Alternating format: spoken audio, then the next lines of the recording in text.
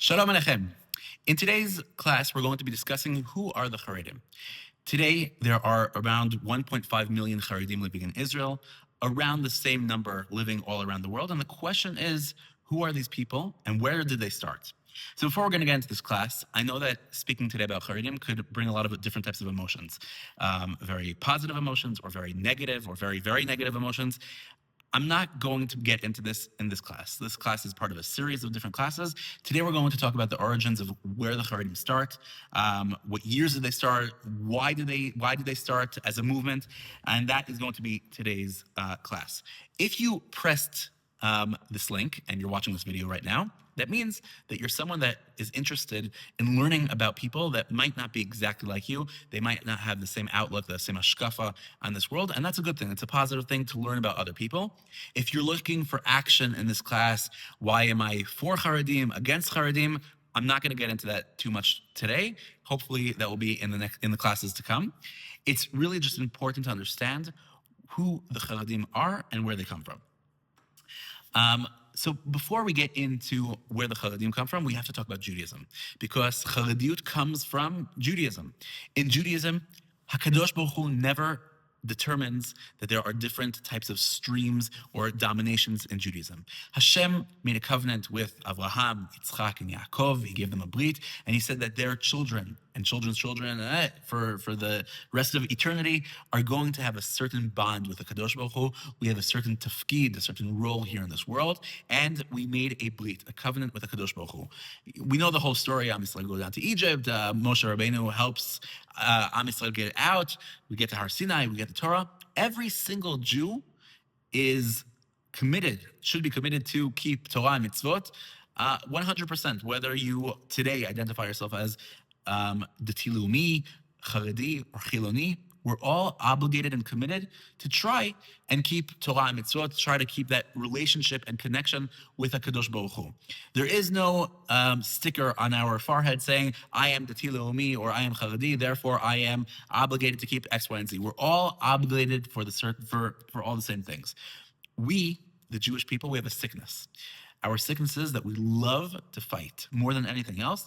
I think it comes from a good and the positive place, because in families people like to fight. The negative thing is that we fight too much, and sometimes we don't know how to like relax ourselves and calm down. So to say that there's us and them, that in itself is a problem. That in itself is a sickness that we have to work on. Having said that, it's important to understand the ideologies that get people going, that determine what we're going to decide or do throughout our life, and that's why we're learning this class. But be'emet, we should know it's all fake. Everybody is committed to the same Torah, to the same mitzvot, to the same halachot for generations and generations, for thousands of years, and this is all shtuyot. Having said that, it's important to understand the difference also between Ashkenazim and Sfaradim. Even another thing that's a shtut, right? We're all Jews. It doesn't really matter where we come from. Having said that, in the Sephardi world, there was no such thing as Charedim, Dati Leumi, Chiloni. Everybody was Jewish. That's the way it was for hundreds of years in the Sephardi countries, in the Muslim or Arabic countries. That's the way the Jews practiced their Judaism.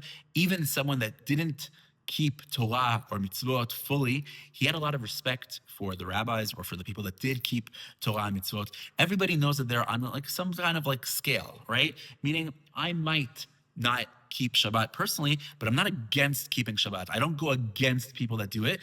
On the contrary, I respect people like that. I'll come to my rabbi, I might give him a kiss on his hand and ask for a blessing, and then maybe I won't eat kosher. But it's not that I'm doing that out of ideology. I'm doing that because maybe right now in life it's a little too hard for me. Maybe I struggle with certain things. It's not lehachis, for sure not. It's not in order to upset those who are religious and committed to Torah mitzvot. It's just, this is the way I live my life. Until today, the majority of Sfaradim, they're on a certain spectrum, meaning, yes, I might have a tattoo, I might smoke on Shabbos, but it doesn't mean I'm not going to make kiddush, or I'm not going to get upset when someone disses my rabbi or my way of life. Afuch, in the Sephardi world, you could be fully Jewish, and you could feel fully Jewish and committed to Torah and mitzvot, and sometimes not keep everything, and it was never a thing. in the Ashkenazi world, I'm saying we're because I'm part of the Ashkenazi world. There's a lot of people that are messed up, and a lot of it is not because of us. A lot of it is because of the Christian world, which we're going to get into a second.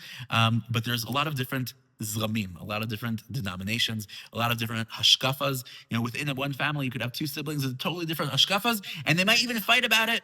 That didn't happen in the Sephardi world. That happens mainly in the Ashkenazi world. So now I want to get into what the heck happened in the Ashkenazi world. I'm going back around 250, 300 years ago.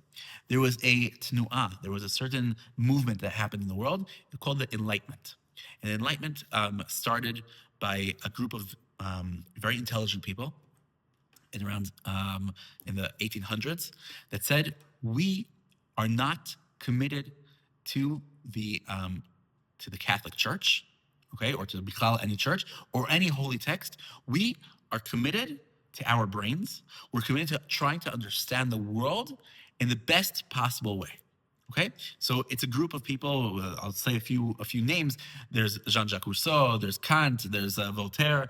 There's Montesquieu, Moshe Mendelssohn. It's a group of people that they said we want to understand the world without the priest or without the text or without the rabbi. I'm saying priest before rabbi because it was really, really coming against or to try to break away from the Christian church. Now, another thing that's important to say, a lot of these people were religious. They were practicing their religions in different religions, different ways.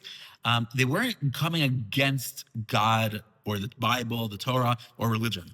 They were coming against the priests and the church, because a lot of priests and a lot of church did things that were not the best. They did things that were not so kosher and yosher, and a lot of people had a big problem with that, which was pretty understandable. When people have absolute power, and then they could do absolute terrible things, and that's something that happened a lot in the church. And they started to say, we are not obligated to go exactly according to the ways that our parents or grandparents or great-grandparents did before us. We have a brain, and we need to use it and try to understand how this world works without any mechuyavut, without being any being obligated to go with any certain religion or text or thought up until right now. So that started in 1770. By this group of people, and as a result, as an effect, it weakened the church, especially the Catholic Church, but all the churches, and things that started to start up were universities. People would go now to the big city to try to make it in the big new world, the world that people started using technology and started going to universities and started working on their brain to get it more advanced and smarter. And the world was shifting and changing. In 1810, that's a good year to talk about because that's when the first Reformed temple was established. There was a new denomination, which is like a first thing that happened in Judaism. It was called the Reform denomination. Basically started by Avraham Geiger. He started the Reform movement. There were a lot of different people that were involved, that helped, different rabbis, different types of people. But he was the first person that actually started this type of movement. And their idea was, you could be fully German, meaning that it started in Germany. That's the reference. And it was there for the first 50, 60 years of the Reform movement until it also moved to the States. You could be fully German and Jewish. Now, one of the first things that Reform Judaism did, they took out of their Siddurim any talk about returning to Zion, to the land of Israel, any talk about Mashiach. They said, no, we're living the way we're supposed to be living. We're not going to be leaving. We are obligated to Germany or to the States. We are fully Americans or Germans, whatever it was. But we also have certain Jewish traditions. That was the first step into that direction. Now, because they took out Israel or Jerusalem or Mashiach, so they already changed their Siddurim. They had new types of Siddurim. They prayed in a new type of way. Afterwards, one of the big changes that the Reform movement did, which basically changed everything, is that they said that the Chamisha Chumshei Torah, the 5 books that Moshe Rabbeinu gave to Am Yisrael, has no added value than any other Sefer Nevi'im, meaning it has the same status. And therefore, the words of Moshe Rabbeinu, they're not mitzvot that obligate us today. There are certain thoughts, there are certain ways that traditions that we should go according or think in that type of direction, but they're not obligating us to keep Torah and mitzvot in a way that that we are obligated to actually keep the Maaseh mitzvah. It's a thought, right? To keep kosher means to be mindful about what we eat, etc., etc. Then they started not keeping Shabbat, not keeping kashrut, not keeping Taharat Mishpacha, and so on and so forth. And until they came to a conclusion that even marrying outside of Am Yisrael could be accepted. At the beginning, there was a very big uproar against that. People did not want to go with that. Today, it's very accepted in the Reform movement to intermarry, even in a temple, a Jewish, Reform temple, with a rabbi or a rabbah, a Reform rabbi leading the tekes, and that could be accepted today in the Reform movement. So, like I said, it started in 1810, and it had more and more and more Jews going towards that. We've gotten around already 11 minutes into this video, and I didn't even really mention Chareidim. Now, it's time to mention the Chareidim. The Chareidim movement, a good year to say that it basically started, is around 1820. That's Bigadol when the Chareidim movement started, around 200 years ago. And the main rabbi that started this movement was the Chatam Sofer. Chatam Sofer was a huge Gdol Hador Talmid Chacham, huge rabbi. And he said, I see what is happening to the Jewish people. The younger generations are leaving the shtetls, they're leaving our little Jewish cities and areas, and they're going to the big universities, to the big cities, and very, very quickly, they take off their kippah, they stop not exactly keeping Shabbat, not exactly eating kosher, and they're becoming part of the Goyish world. And intermarriage was skyrocketing. I'll talk about around 100 years later, before the Holocaust, in Germany, there was 90% of intermarriage, which is terrible. And the Chatam Sofer said, I see this happening. And it's going to get worse and worse. It wasn't 90 when he started this movement. It's going to get worse and worse. And that's why we have to build spiritual walls around our community. Meaning, from this moment on, we don't go with the flow. Chadash asur me'atorah. That's a halacha about agriculture, but he brought it into modern society. He said, we can't accept anything new. Anything new is going to ruin Judaism. So he basically tried to freeze time. He froze time, just like we were up until 1820. That's the way we're going to go forward. And if you look at the Chareidim movement today, it's very similar to the way it was in 1820. Yes, there is certain technology that they use. It's not uncommon to see a Chareidi with a phone, even if it's not a smartphone. You could see a Chareidim with a phone. They'll drive in cars and they'll go on planes. It's not exactly the same. However, that is the Tnuat Nefesh. That's the way that the society rolls. We could see it by their clothes. Right, their clothes got stuck in 1820 clothes. A black hat, a suit, a white shirt. That's how people respected themselves. If they went to university, that's what they would wear. Also to yeshiva. That's exactly, we're freezing time. We're going to create our own communities, not rely at anything on the goyim, on the outside world. All of that is tameh. What we're doing here is taho, kadosh, and that's what we're going to be putting the emphasis on, the focus on our Yiddishkeit. Everything that is not Yiddishkeit is dangerous. So that was what we call today the beginning of the Haredi or ultra-Orthodox movement.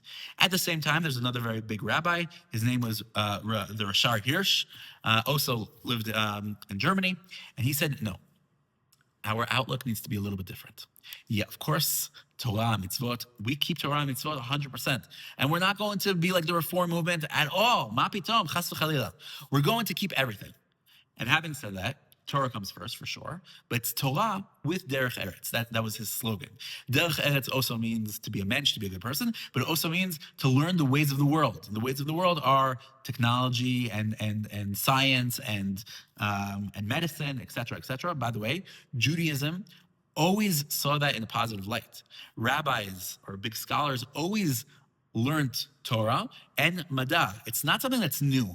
It's not something that Rav Raphael Hirsch made up. That's something that we know going back generations. Probably one of the best examples is the Rambam. The Rambam is, without a doubt, one of the biggest Gedolim that Am Yisrael ever had. It says on his kever, Mi Moshe ad Moshe lo kam ke Moshe, like he's equivalent to Moshe Rabbeinu, because everything everything Jewish that we have today, we can't understand it without also opening on the Rambam. We just can't, because the Rambam is so influential on Judaism. So the Rambam was not only this huge Talmid Chacham scholar rabbi, he was also a philosopher. He learned different philosophies of the world. He was also a doctor, and that's most of Judaism. Did that throughout the generations. It's not uncommon to hear about a huge rabbi that would also try to understand the way the stars work and the way the universe works. That is something that's very, very embedded in Judaism. So Rav Hirsch didn't make that up, but he continued it. Meaning when Chatam Sofer says we're leaving that, Rav Hirsch said, no, that's part of the way the world works, and we're going to go with it. And yes, we're going to stay fully committed to Judaism, to Torah, to mitzvot, 100%. So he maybe is kind of the founder of what we'd call today the Orthodox movement. I'm saying Orthodox, I'm not saying Dati Leumi or Tzioni Dati, because that comes a little bit later. Remember, we're talking here about 1820, way before Zionism started. Around 60, 70 years before Zionism even started, that's when the Chareidim movement started. It's important to understand the mindset. The mindset of the Chareidim movement is we are Chareidim, meaning we are fearful. Chared is fearful. We're fearful from the world. The world has a lot of bad things out there. Everybody that poo-poos that doesn't really understand where the Jewish people were in 1820, 1850, 1880, 1890. They don't understand the amount of intermarriage that was happening. They don't understand. We need to understand that it is a scary world. By the way, I don't have to go back so far. Look at the United States today. You have 60, 70% of intermarriage today. There are certain cities, certain areas that's up to 90% today. Terrible. We have to lizdaza. We have to be mortified from these numbers. That means that the majority of the Jews living today in the States, their kids and grandchildren and great-grandchildren won't be Jewish. They just won't be Jewish. It doesn't matter really if it's people that are that don't identify themselves as any stream or Reform, Conservative, Orthodox. This is happening all over the States. Of course, in the Orthodox community, it's much less than it is in Conservative or Reform or people that don't identify themselves as anything, but it's happening in masses.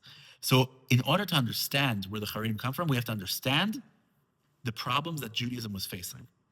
So the Chatam Sofer says, Chadash Asur Me'atorah, we're freezing time in order to build up our communities. Now, lehavdil from the Sephardi world, in the Ashkenazi world, especially in the Litvak world, right? There's a split. We're going to talk about that in the next class. There's a split between Hasidim and Misnagdim or Litvaks of how we view our Yiddishkeit, how we view learning Torah. But the Chatam Sofer, B'rosh B'rishana, the person that is the greatest is the person that sits in yeshiva or kollel and sits and learns Torah without nonstop. That is the model of the Jew, at least in Galut. While Am Yisrael are not in Eretz Yisrael, even according to the Chatam Sofer, there's a very, very famous psak that he gives in Masechet Sukkah, talking about Etrog Gushi. He gets into it that in the land of Israel, even working the land is equivalent to a mitzvah, and that's why we're not going to say, wait, we're learning Torah, so we can't work the land. No, there's a mitzvah to learn Torah, and a mitzvah to put on tefillin, and then a mitzvah to work the land. But that I'm putting as a side note, because a lot of times people think that being Haredi is to be anti-Eretz Yisrael, anti-Zionist. It's not necessarily like that, at least not in the Chatam Sofer's days. In the Chatam Sofer's days, the main thing about being Haredi is we are against everything new that's happening in the world, which is basically the Enlightenment, leaving traditions, leaving religions, whether it's Christianity, but obviously here we're talking about Judaism. He was against that 100%. So in order to even get into the talk about what are Chareidim, we have to understand what are they Chared from, what are they fearful from, and they're fearful from mainly assimilation and intermarriage, and then rooting the Jewish system, the Jewish world. That is the main fear. And when I say Jewish world, I'm talking B'Hagdara. I'm talking about the Torah world, the Halacha world, the world that people see themselves committed to keeping Torah and mitzvot. That is the fear. This is a intro class to the next classes that we're going to be talking about the Chareidim, more about the way that they view Zionism back before 1948, after 1948, and today. It's important to understand that the fear is the biggest factor of the Haredi movement. And before we poo-poo the fear, we also have to understand it and understand why the fear is important and how to deal with it today. Have a wonderful day.